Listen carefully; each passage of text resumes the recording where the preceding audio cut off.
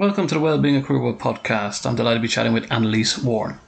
Annelise empowers digital business owners to create true freedom in their lives by building systems into their business. Annelise is a business strategist and agency CEO, wife and mumma of 4 little ones. After being denied a family-friendly work schedule in 2016, Annelise built a highly successful agency from her in-laws' kitchen table, but had no idea how to run a business and created a virtual prison for herself. Annelise now teaches the 7 simple systems that allowed her to break free, avoid burnout and transform her business into one that allows her to work part-time, give back, homeschool her children with her husband and enjoy their self-built beachside home. Annelise also shares her insight as host of the podcast and the Impact Business Show. And on today's podcast, we're chatting about women and ambitions. Very welcome to the podcast, Annelise Worn. How are you today, Annelise? I'm so great. Thank you so much for having me, David. Super. Now you can tell everybody, Annelise, what time is it where you are on planet Earth? It is 05 a.m. Okay, so I have to be very, very, very quiet. So No. So where are you right now on planet Earth? So I am almost at the bottom of Australia, down in Melbourne on the coast. So Okay. Thank you for having me from all the way across the pond. No, not at all. I mean, and what's the weather like? Make people jealous. Are we into the winter season? Are we still a little bit hot and sticky? No, we're winter. All right. And what's your typical we're winter? A typical winter is between maybe 3 degrees Celsius and like 15. All right. Okay. That's So it's not terrible, but no. it's not pleasant. Right. Especially when you're used to a lot of heat. So, okay, if you're now working for TripAdvisor, or say, for example, right, what would your advertisement be to travel to Australia right now, especially Melbourne? What would you say? Give it to the people. It is beautiful. It is really beautiful. Just it's a lot smaller and a bit more relaxed, but there's lots of great theatre, lots of restaurants, lots of great coffee.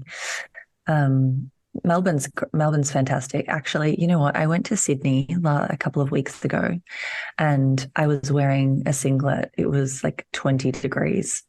All right. So maybe if you're coming in winter, just don't come down this far. If you would like the warmth and just to stick to kind of midway or above, and then you may still go swimming. Who knows? What about the how do we say Australia is somewhat renowned for its I won't say wildlife, but insects and certain creatures that like to bite and so on. Is that in your area by any chance? It's so funny, David. It's just not even a thing. It's Right. not even yes, there is, but you'll come here and you probably won't see anything unless you go looking for them. Right. So there's no creepy like spiders. Else. Right. Okay. Well, there are. Yeah, if you go digging in the garden, you're going to find some things, but not just in general everyday life. Right. I think maybe because the rest of us are wimps. Because I'll be honest with you, I do scream quite loudly when I see a spider. So yeah, I don't love spiders, but honestly, that's the question I get from so many people in Europe. I don't know what the marketing is, but we're really I'm like, what? No, but you're right. It's like when you see a travel program or a magazine that they'll have like the Australian flag, and then there'll be a hand, and then somebody will have the hats that have the corks on them for swatting flies. And then, yes. and then there'll be like a spider close by. So it's subliminal messages. So at least now we've gotten the facts. The truth about like in regional areas is there is kangaroos in people's backyards, and you'll see them when you drive. Like lots of kangaroos in regional, right, or not just rural areas. That is true. You go to the golf course and there'll be a bunch of kangaroos on the golf course, but. Are they quite friendly? The bug thing, like, no. Right. And the kangaroos, I mean, they're quite cute and friendly as we see, like, on TV. They're fine. Yeah, they're fine. Again, unless you go up and, get in their space or try and annoy them. And then if there's a male being protective, then, yeah, you might get swiped. Okay, but all right. I've never been attacked by a kangaroo, no. Wonderful. It's great that you've cleared all that up for the people wanting to book tickets to Australia and Melbourne. So we've really Come on clarified. over. We've really Come on clarified. over. Okay, so I've bored you enough with your introduction in terms of Australia and wrong information of insects and kangaroos. So I'll give you a little brief introduction about your background, Annalise. So can you let our listeners know a little bit more about yourself? Yeah, sure. I'm happy to. So you know my name and where I am. I have a marketing agency and I coach women in business to scale their businesses in a way that they still get to have a life, really. I have 4 young children. They are between the ages of 2 and 10 right now. And we homeschool, my husband and I. So I started my business in 2017. And shortly after that, my husband was able to come home from work. So we get to work in the business and homeschool the kids. So that's a little bit about what life looks like. We built our own home. We started about 5 years ago. We're still not done.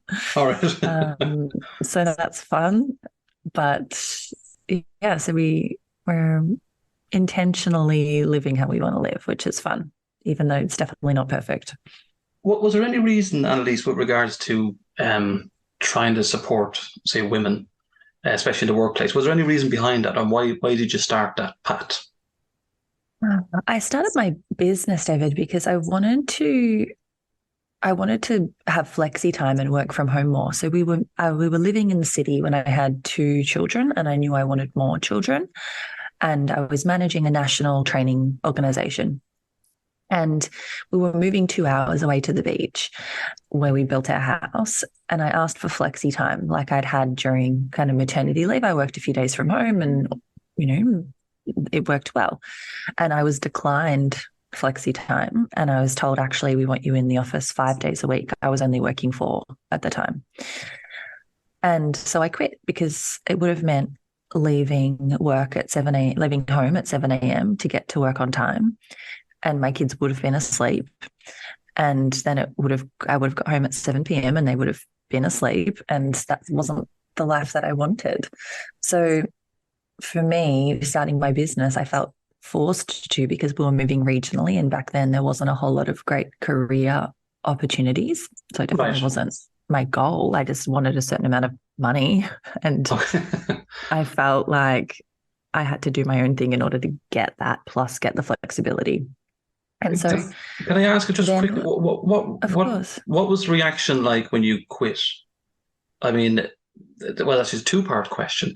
A lot of organizations, say not a lot of them, but there's a number of organizations that promote, say, we're here for you. Their values are we're here to support you, and we want to look after your well-being, your health, all that type of stuff.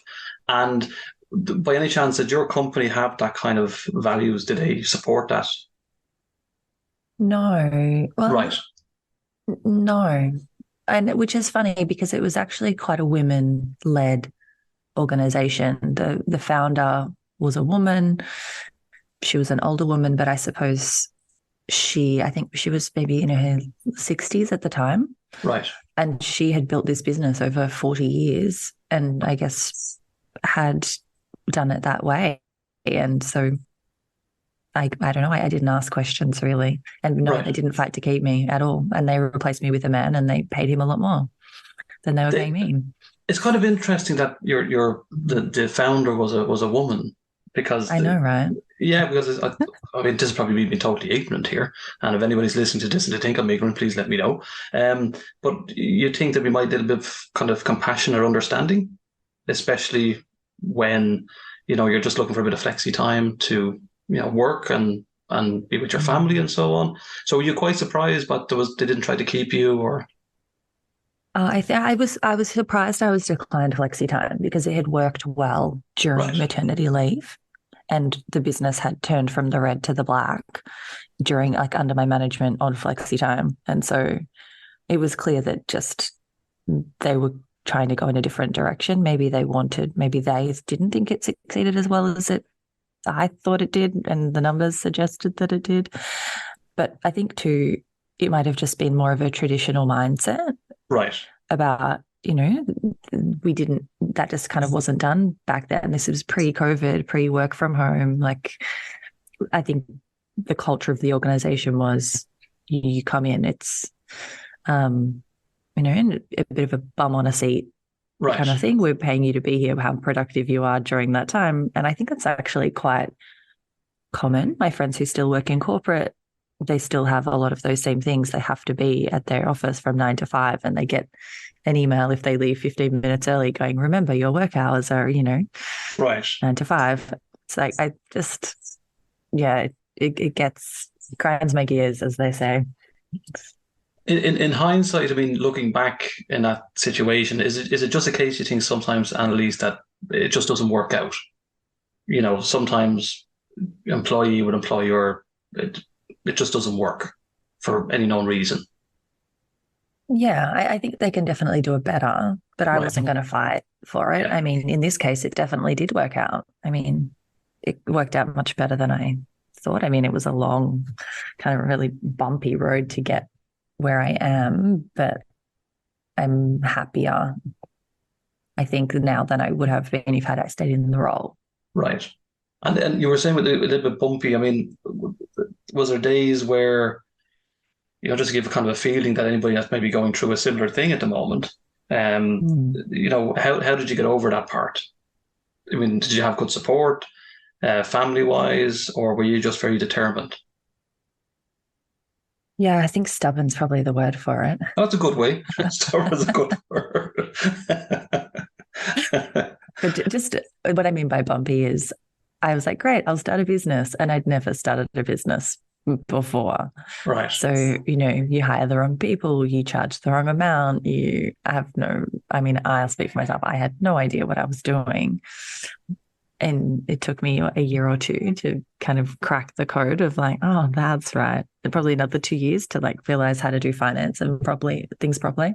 Right. But just trying to get a business off the ground was like, oh, what am I like? This is hard. I thought I worked in marketing. I had a marketing degree and I started a marketing agency. I was like, I'm supposed to be good at marketing. What's going on? So I was good at marketing. I was just terrible at sales. Right. So yes, it was a long, steep learning curve. But it's great though. I know people can go, what are you talking about, Dave? It's great, but it is, because you probably find yourself is that it can be quite daunting and overwhelming. But as you put the pieces of the puzzle together, eventually, there's a sigh of relief and go, wow, I did this and I created this. But it's interesting you mentioned there you hired the wrong people. So could you kind of be a bit more broader about that? How do you think at the beginning you just hired to hire to get somebody in? Or did you go... Totally. Okay, right. And is it like kind of like a panic type of station that you kind of like, oh, I need somebody to help me, as you mentioned, in marketing, or I need somebody to do the admin, or is that the way it is at the beginning? Yeah, I just wasn't smart about it. So first I was like, oh, I need to be doing blogs because I need to have SEO. So I hired an offshore writer and it was terrible. And I wasted, probably not that much money because I was paying them offshore rates. Right. So it was like lots of mistakes just in that one thing. Then I tried to hire friends and then I had no idea how to lead, like in my own job, not being told how to do that. Like, I mean, I'd led a whole, I was managing a national team, so I did know how to lead, but it just didn't translate well because I hadn't done the jobs. I wasn't sure of exactly where we were going. I didn't have a proper vision. It was like learning, trying to build the plane as we're falling kind of thing. Right. So, yeah, I hired friends, but they couldn't do a good job because I didn't know what good looked like. They didn't have the right systems and support in place. Like now I know exactly what the problem was and it was me. Right. But then I was just like, this isn't working. And now I'm, now I've got this rift with this friend and like it was so messy. Would you recommend, in your own opinion, looking back, that would you have handled it different with your friends, or would you just say to anybody out here, don't hire a friend? I mean, and the other question is, are you still friends with that friend that wasn't very good? I'm not great friends with that friend. Actually, I made that decision more than once. So Okay. it's interesting. Some were still friends. Yes, some were still friends. It was just, yes. The general rule I would say is don't hire your friend. Right. But I now have a better process, a really robust process about hiring, which has to do with, their competency and their character. And there's one other C that I can't remember right now. But actually, our hiring process is so like such a multi-step process now, Right. where we're really making sure that they are the right fit, like that we want to spend time with them, that they have the right skills, that they actually have the right like moral character as well. Like they value the same things that we value in terms of integrity and over delivering and being on time and, all of those things. Right. About how they show up in the workplace is what I mean by that. And then we have testing processes in place, making sure that they get filtered out before they even come in, like, spot the spelling mistake in the position description and tell us your favorite joke in the subject line of the email that you send, to make sure that they have attention to detail and that we like their sense of humor. Because again, like you kind of learn from your mistakes and you go, this is how I can then overcome that. So now 6 years in, I feel really confident in the hiring process. And if a friend met all of those, like ticked all of those boxes, and you have, what good looks like, and you can give them processes and checklists and a proper training program to do their job well, then great, it could be a friend. But just as a, I need a bum on a seat. I personally, I wouldn't recommend it. So anybody wanted to apply for a job for Annelise, make sure you get that spell check done. Make sure you have a very good joke. Okay. Make sure you have. What type of jokes do you like, Annelise? Are they the tummy tickler ones, or are we talking, the knock knock jokes type of thing? I like silly jokes. Silly jokes. Okay. Just a bit silly, like. So I can't remember warning. any right now. A big warning. So, okay, I'm going to ask you this now before we move on to our main topic. This is what I find quite interesting. So you mentioned the kind of values of a candidate that you might want to hire or take on. Say if, right, you had the best candidate possible in terms of skills, experience, they showed up on time, but you both didn't get on well. So you just, for some unknown reason, you just don't get on well. Would you hire an individual like this, or would you try and work at it? Or does it really matter if they're doing a great job? And how would you manage that? I know this is a curveball question because I'm always interested, because we always hear that let's hire the best candidates, but is attitude as important, that you can get on well with each other? Right. Totally. I mean, you spend more time with these people often than you spend with your family. You want to, at least for me, and I think the culture and having the other people in the team enjoy their jobs and want to come to work is really important. And so for me, I like my company to be a workplace that helps my team achieve their goals. Right. And we talk about that at the start. Like, how can I help you get where you want to go? Like, is it a leadership position? Is it that you want flexi time? Is it that you want rewards built in, that you want to travel every 3 months? Like, how can I make this the job of your dreams? Right. And if there's someone in there that is, rocking the boat, or it's having toxic energy, then we're not going to get the best out of the rest of them. And we're just not going to have fun. So for me, I'd rather, like, there's billions of people on the planet. We can find someone who's good at it and we like spending time with. Yeah. That's fair enough. That's a good enough answer for me. You've ticked all the boxes there, Annelise. Well done. Okie dokie, let's move on. I'd like my gold star. Thanks, David. Your gold star, well done. I'm trying to think of a joke now, just by the end of the podcast, just so in case you've an open position coming up soon. What about then, kind of some of the challenges that women may face, when pursuing certain goals, either in career or their life? I mean, what have you seen or what have you experienced? I know you went through some of that yourself, but even since then, you know, what are some of the common challenges that women face? I think that balance is a challenge, and some people say that it's not existent, and balance is non-existent in terms of equal parts of work and life, I think, or especially if you want to add in children in there and you want to have a great relationship in there. Like if you want equal parts of those things, the equal part things is not going to happen all the time. So I think that is a challenge, finding ways to prioritize filling your own cup and feeling good so that you can continue to pour out to your workplace, continue to pour out to your children, to your spouse, all of that. I think that is a major challenge. A lot of women I find put themselves last in that, in the pecking order. And I used to, and I had to learn how to be selfish in the best way, I think, because now I know that I am a better mother. I'm calmer. I'm better when I show up for my team because I'm more disciplined. I have energy. I've got, more creative ideas. I can problem solve better. So I think finding time for well-being is a really big challenge. And also what we talked about in terms of the bum on the seat problem with companies just wanting someone in the office for 8 hours or whatever that time period is, and it not being tied to performance.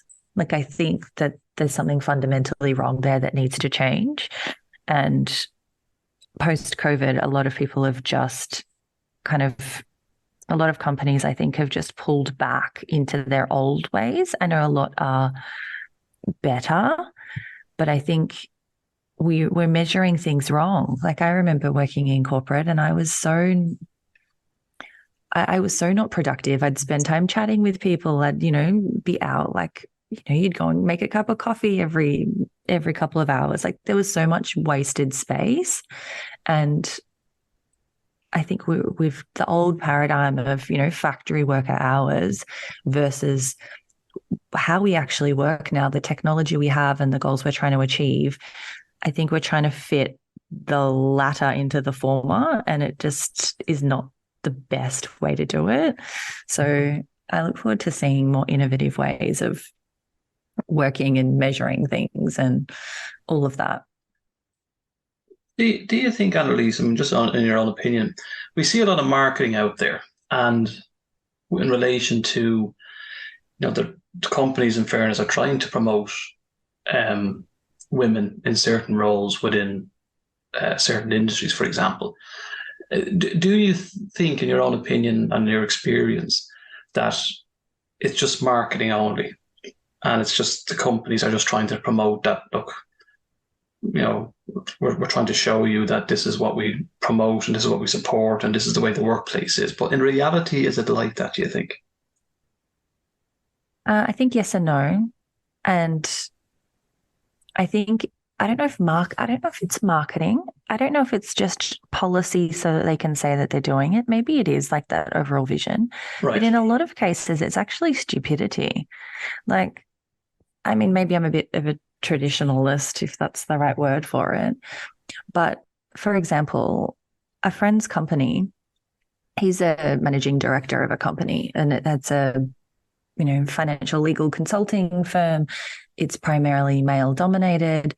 There's multiple offices, and one of their offices is failing because the male stepped down who was leading that division, that office. And to fill a quota, they put in a woman who was not ready for that kind of role and didn't support her to succeed in that role. And so, and in those cases, like I'll just speak for myself, but I think that women want equality as in equal chances. But not for the sake of, the same with diversity inclusion. I'm all for including every single type of person, but not just for the sake to tick a box. That's just ridiculous. Like, I think the best person for the role is the best person for the role, whether they're, a man or a woman, or regardless of gender, regardless of, anything, race, like whatever kind of category you can think of, right? Abilities. Yeah. The best person for the job should be the best person for the job. But I think a lot of the time, I think some companies probably aren't doing it. I know that I definitely know that men still get paid more than women. In a lot of instances, mine was one of those. And I think that some places have gone too far the other way, where there's industries where more males prefer to work, but they're trying to put a quota in there and force women into roles that less women want to do. So, and it's the same the other way around. They're trying to get men into nursing. Not a lot of men want to be nurses. More, right. Like, it's just, I think that our biology, how we're built, we prefer certain roles in the majority, but it doesn't mean we shouldn't have the chance to go both ways. I just don't think we need to force it either way. So can we move on then? What about then the term ambition? So, I mean, is it a big word for something else that's fancy, that, we want to follow our dreams and goals, or should we all have a certain amount of ambition? Well, I think so. I think it makes life exciting.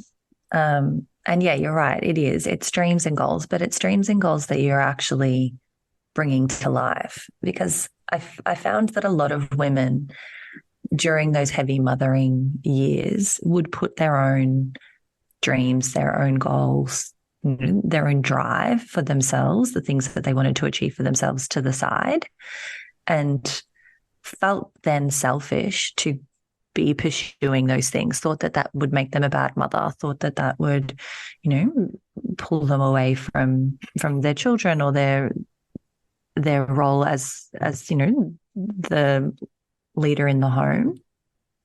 So for me, for example, the plan 10 years ago was for me to be a stay-at-home mother. That was our plan. My husband was a carpenter. I thought I wanted to be a stay-at-home mum, and I lasted 6 months of stay-at-home mum. And I was like, oh my gosh, give me a job. Like, I just started looking. I could not parent 24/7. I just was not cut out for it. And I did. I felt a bit guilty, going, why don't I want to be home with my baby? I've always wanted to do this, And then I realized, kind of what I spoke about before, is that actually the quality was better than the quantity. And when I stepped away to work a couple of days a week, when I came back, I was a better mother, because I was engaged and I wasn't, scrolling on my phone or trying to watch TV or relax while I had my child. I could just separate them and be where I actually was. And being present where I am is still now something I really focus on. Like, when I'm at work, I'm at work. When I'm with the kids, I'm with the kids. When I'm with my husband, I'm with my husband. And for me, that then makes me a more well-rounded, happy, fulfilled person. But I think we all do need ambition, something to, I heard Tony Robbins recently call it a compelling future. We want something to strive towards. We're humans. I think we need that. Did that frustrate you, Annelise? You mentioned there, you had a young baby, a child, but you had this kind of yearning, to kind of get out of the house and get back to work. Do you think that's probably just because stereotypically, like I mentioned earlier on, we were talking about Australia, where you have like the spiders and the kangaroos and stuff like that. Do you think that puts a lot of pressure specifically on women, that they feel that they have to, follow these certain traditional ways or stereotypes, that it's women with the children and men that go to work? I mean, how did you feel that was frustrating, or how do other women feel?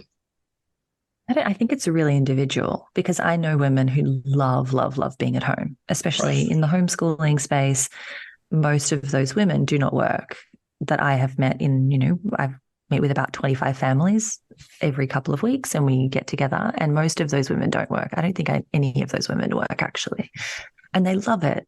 And that's amazing. And some women can't think of anything worse than homeschooling their children, and just would love having their high flying corporate career and being with their kids in the evening. And and weekends there. And I think we should be understanding and respectful of, again, the whole spectrum. Like, with the jobs, some people want to do the more masculine, it's traditionally masculine jobs, and some want to do the more, just, I think we can be understanding of the individuality that is the beauty about being human. And for me, my husband is totally supportive. And when I said, actually, I'm going crazy, I need to work a couple of days a week, he was fine with it. And he dropped down a day, actually, I think. Okay. And we did daycare a couple of days, and we've been figuring it out, balancing it like that ever since. But it was just interesting that, this thing that we'd planned for, that we'd agreed on, I actually did not enjoy. And is it a constant, conversation, say with your husband, for example, that, you have that communication system in place that, if he's not happy, you support him, and is that what's important, and vice versa, that he supports you? Yeah, I have a wonderful husband. He's great. And so I mentioned we built our house. So we've got 4 children. 2020, I was pregnant with the 4th. He was home. That was lockdown year. We had, I think, the most stringent lockdowns in the world, I think they were saying. So we were locked down a lot. And so he was with the kids, and I was working online. I always had, so it didn't change anything for me. And I was pregnant. So it was a nice, chill, cruisy year, really. And then 2021, the world opened up a little bit more, and he could start building our house.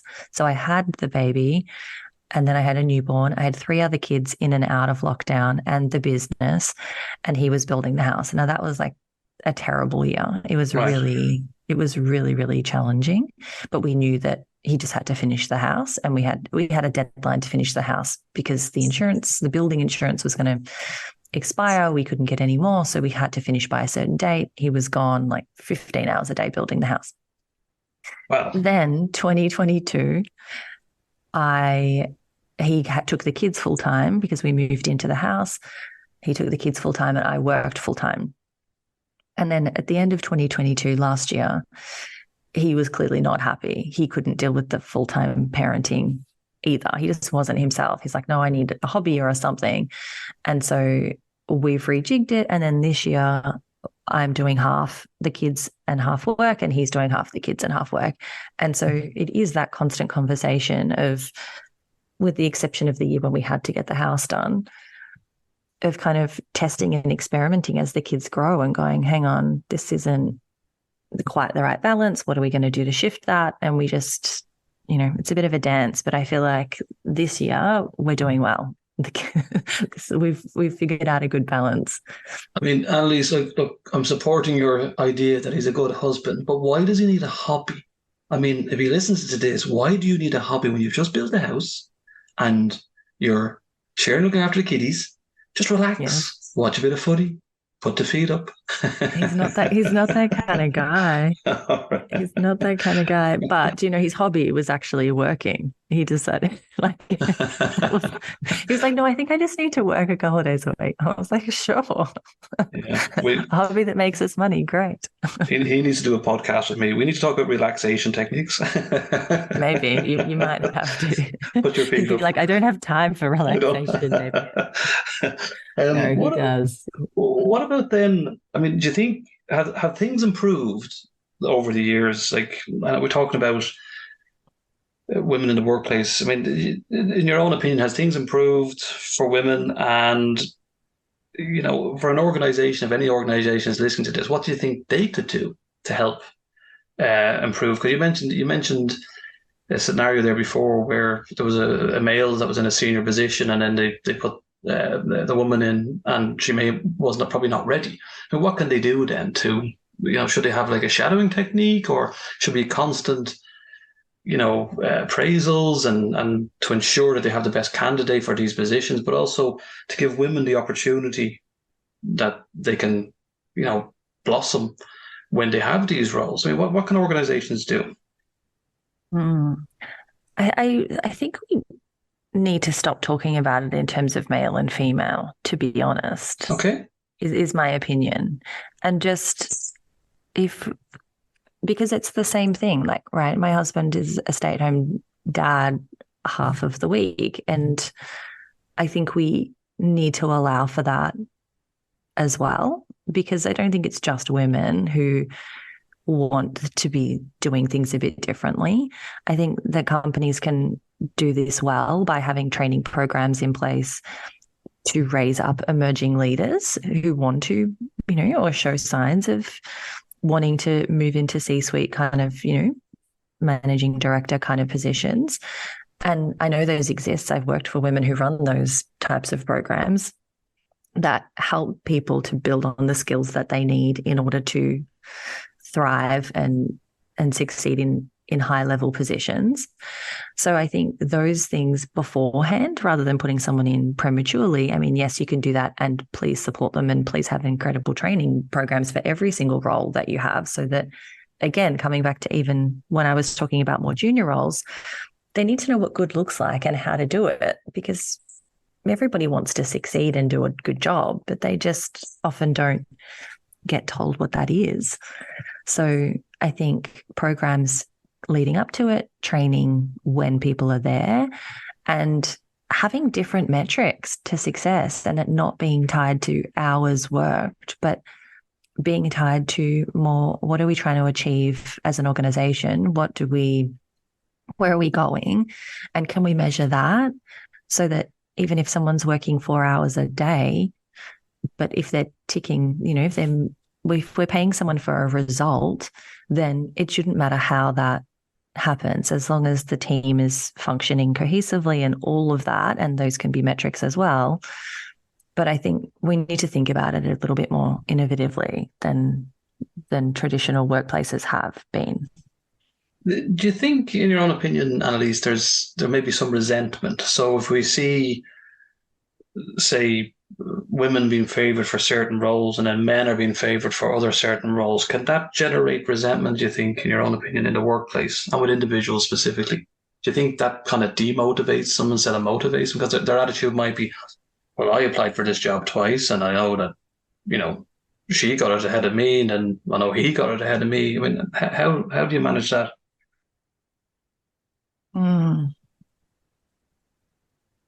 Good question. It's a really good question. I think that a lot of people have a bit of a victim mentality and make it more about them than they kind of need to a lot of the time. I'm typically like to be a little bit more balanced. And again, it's hard to speak to not a specific situation. I think if you're in a culture where you can see that things are imbalanced, then just get out of there and go somewhere where it's not, where you can be appreciated for your talents and the value that you actually bring. A lot of people can be scared of change, and especially in the economy now, what's on the other side. And so that can keep people stuck and unhappy. But this is our life. This is the one chance that we get on this planet. Let's not waste it being miserable or getting caught up in she got that position or he got that position or whatever, and just know what you want. Make sure it is what you want, not what society wants for you or what, you think you've been conditioned to want. And then go after that. And if that means moving organization, great. If it means going for that promotion, great. If it means, having that really difficult conversation, go and have that difficult conversation. But I hope that I would encourage people not to get stuck there and let other people dictate where they go in their lives. Do you think, Annalise, as well, that in a bigger organization, for example, that women may get swallowed up, so to speak, because the company's so big and the organization might be just like profit driven, and there mightn't be places for growth and ambition. I mean, in your own experience, is small beautiful instead of big, or does it just depend on the individuals again? I think it really depends. I think probably yes. I think smaller companies can be more agile and the decision making is less onerous. I have a friend who works for a really large luxury company, and their, process of giving someone a promotion is like 18 months of like, this, you have to kind of apply for it, and then you have to wait for the budget, and then they've got to wait, and it's like 6 months in between. And in small companies, that's just not necessary. So potentially, yeah. And I think if you're willing to think outside the square and even change industries and think about where your skills can be transferred, then often you can even get paid better in a smaller organization. Do you think as well, Annalise, that, and this is a question probably slightly off topic, but it has similarities, in an organization where they might have, say, 500 employees or 1,000 employees, but they have to recruit externally for a certain position, is that a good thing or a bad thing? Is it a possibility that the staff that are nurturing within the company, if they feel that, well, they're not good enough, but they've worked for you for 4 or 5 years, they're not good enough, and they have to hire externally, is there something wrong with that? I don't know if I'm qualified to say, David. All right, it's okay. No, but just generally, because it's kind of interesting sometimes where you see, there might be an organization, and they might post an advertisement within a company, and then they then decide, oh well, let's look at somebody outside. But is that a good thing as well, that to look for new, fresh ideas? I think both is probably good. Again, just opening it up to get the best person for the role. And yeah, I really think that if you have a detailed position description with the exactly what you want and the KPIs attached to it, and you put that out there, then I think the broader the net, the better, because you're going to find someone who resonates with the detail in there and then either leans into that or leans out of it. So I don't think internal, external should really matter if you're getting the best person, the best fit for the team. Great answer. You answered better than I could ever expected. What about, so before we move on to the business side of things, your services and so on, your podcast, if you were to break it down and have an inspirational step-by-step guide to support any woman listening to this podcast to follow their dreams and ambitions, what would you tell them? I will tell them to take the notebook and a pen somewhere quiet, somewhere in nature. Like, park your bum on a log in a rainforest or go to the beach or something like that, and really get clear on what those things are, because I think often it is clouded either with what we used to want or what society wants for us or what we're comparing ourselves to for someone else. But really get to the root of what is it that I actually want to achieve? What does success look like for me? What is living my best life look like? Because even often that can be, what's the word I'm looking for? Like, not congruent. For example, I've worked with women who's told me they wanted to be home with their children and work from home, and then also told me they wanted to be a highly paid 6-figure speaker. And I'm like, well, that means traveling. And they're like, oh, but I don't want to travel. I'm like, well, those two things aren't aligned. So really get down to what is it that you want and why, and make sure you're going after the right thing, because I find a lot of people aren't clear on what they want and why.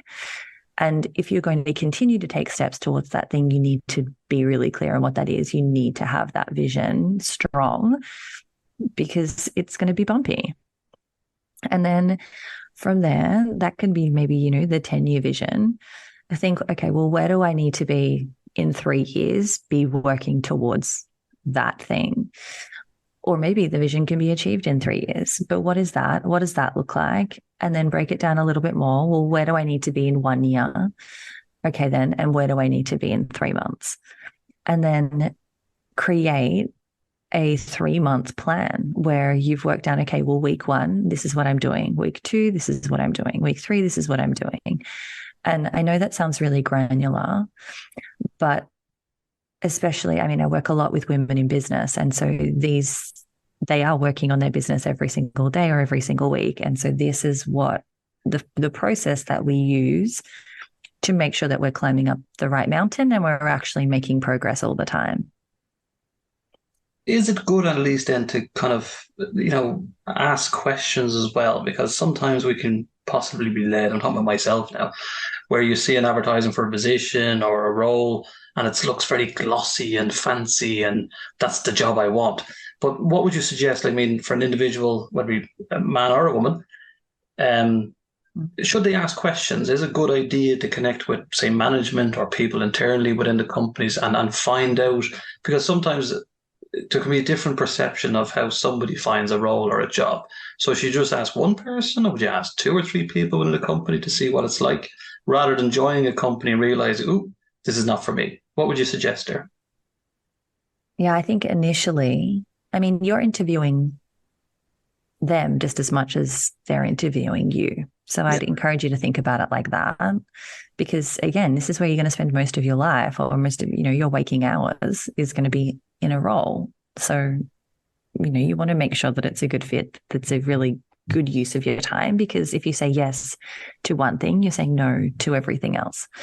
So I would, normally there's a phone number going, call this number for information, and I would go with your questions and don't filter them. Be really honest, what are the working hours? Like, whatever matters to you, I would be asking those questions. I think the asking additional people might be a bit challenging, but I guess during the interview process, if you're in the office, you can request to do that, and hopefully they will get you to meet different members of the team and things. But definitely make that first conversation and know what your deal breakers are, what your, heck yeses and heck nos are, and ask the difficult questions. So, okay, we've done all that. We've done all the research. We've started a job, and it's day one, the job, and you've realized, I've made a mistake. So how long do you give it, do you think? I mean, is there a time span, or do you know in your gut, this is not for me? What would you suggest? Day one's a little bit soon. I think day one's a little soon. Okay. Day 2? What would you suggest, Annelise? Oh, it's so hard. I don't know. I mean, it depends on the situation, right? If you're getting screamed at on day 1, then yes, goodbye. Right. I work a lot with marketing, right? And we work in at least kind of like 3-month batches. So I don't know whether you need to wait 3 months, but I'd wait till you have enough data to make sure that you're making the right call. That's a good answer. That's an excellent answer. Okay, let's move on then. I'm looking and being nosy while we're chatting. I do apologize my ignorance. I'm on your website, your fabby website, AnneliseWorn.com, and you have a podcast. What's the podcast called? It's called The Podcast with Annelise Worn. Cool. And obviously so original. It's very original, but it's obviously much better than this one. So what is it about, Annelise? Well, it's had a bit of an evolution. It used to be called the Mum Style Business Podcast, and I was speaking a lot to mums and encouraging mums, because after I brought my husband home from work, I kept getting asked, how did I do that? How do I do marketing? So I started teaching people how to DIY their own marketing. And a lot of women thought that what they wanted to do was just not achievable, thought it was harder than, that they couldn't do it. So I started the podcast to share stories of women who were running their own businesses and going after what they wanted in that way.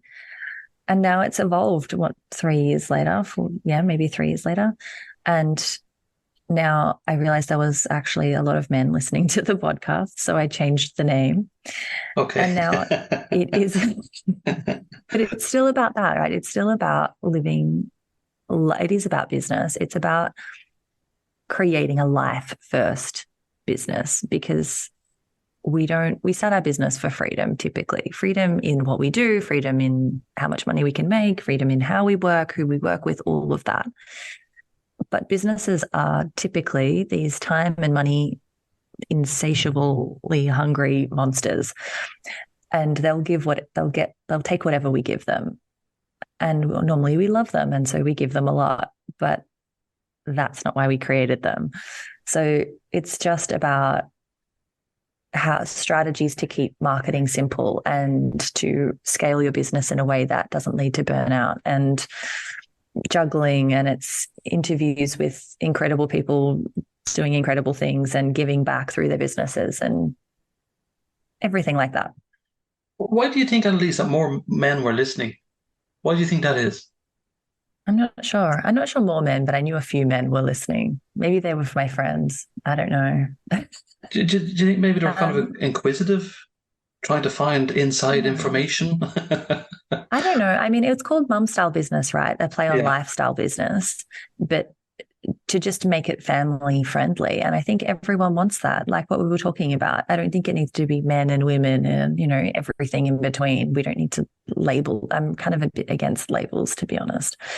I think we're humans and we all kind of want really similar things, which is we want to enjoy our life and have an impact on the planet. And so this was about how to do that, running a business. So it applied to men and women, even though I naturally speak more to women because that's my lived experience. Right. So I think that's why, just because it was about business without burnout, really. And what is Free CEO? Free CEO is amazing. Okay, tell us more. It is an all-in-one marketing and sales CRM software platform. So typically when you're running a business and you're marketing your business, you need like 15 different software platforms because you've got something to schedule your social media and you've got somewhere to book calendars and you've got your website and you've got your landing pages somewhere else and you've got your sales platform and you've got somewhere to post your course and you've got, somewhere to look at your analytics and there's all of these different things going on. Somewhere to send your emails. And this software platform we started using for our clients. So I've got a marketing agency. So we started using it for them for about 12 months. We used it and we white label a software that's used by more than 10,000 different agencies. And after 12 months of using it, I realized how incredible it was. And so we built into it a heap of templates, a heap of beautiful website templates and email automations and everything that you can't get on the raw version. And now we sell it as Free CEO. So it's a software platform that is all in one and it is amazing. It works for all types of businesses, from nonprofits running in-person events to trades and construction to counselors and psychologists. So that's what it is. It makes life so much easier if you're running a business. Pretty cool. I mean, I'm looking here now. Is it true you can claim your free 10-day trial? Is that right, Annelise? It is true. Wonderful. So it's telling the truth already. We're on a good start. So it has website funnels, landing pages, communication, as you mentioned, email, two-way texting, Facebook, Instagram, DMs, social media, calendar bookings, surveys, quizzes, chat widget, contract signing, email, automation, client payments, review management. My word. Okay. It just puts everything in one place. It's really amazing. I tried to break it for 12 months, David. That's why how dubious I was, having been in the game for so long, and I couldn't break it. And I was like, okay, everybody needs this. Okay, pretty cool. So freeceo.tech is the website. Is that correct? Correct. Brilliant. And the link is on your own. You can go directly from AnneliseWorn.com directly to Free CEO website as well. And the link there is for the podcast. So before we go, what other services do you provide? I mean, are you doing, say, conversations with individuals? Are you trying to help individuals, organizations still? What other services do you have, Annelise? Yeah, both. So I still have a marketing agency that's primarily led by a team now, but any new clients come through me. And I work primarily with women in business, but not only women. And I work with strategy. So we will create we'll work together over 3 months and create a 12-month business strategy. And then we may or may not work together in a coaching capacity to bring that to life. And I've got a couple of group programs that help people who are moving from being a solopreneur to building a team or building an agency. But a lot of what I do now is one-on-one strategy work and then coaching over a period as they make that happen and build out their marketing funnel and start to get clients and start to hire people. Pretty cool. That's what I do. I love it. I love it so much. And if somebody wants to reach out to you, I mean, is it just via the website as well, or are you on all the wonderful social media platforms, the LinkedIn? Come find me on Instagram. That would probably be the best place. I'm there most days. So come and say hi. Come and let me know you found me here, and we can talk about David. Well, everybody talks about David. Unfortunately, our mutual appreciation of David. That's it. Yes, nobody has a mutual appreciation of David, I can assure you. So before we go, Annelise, I did promise you a joke, right? And this is for when you have a new vacancy coming up, an international vacancy that's based in Ireland. So why did the marketing team start a band? I don't know. Because they wanted to hit all the right campaigns and chords. Oh, stop it. Okay. Okay, moving swiftly on. Thank you.